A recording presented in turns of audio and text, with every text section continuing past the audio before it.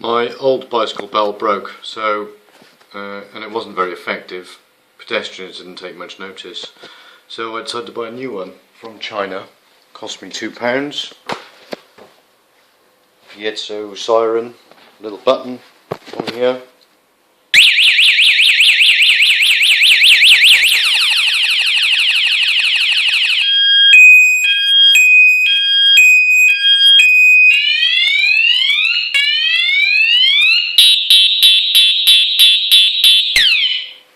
Really annoying. Hopefully pedestrians will hear that and be able to get off the Taft Trail out of the way of cyclists, me in particular. Anyway, £2 from China, bargain.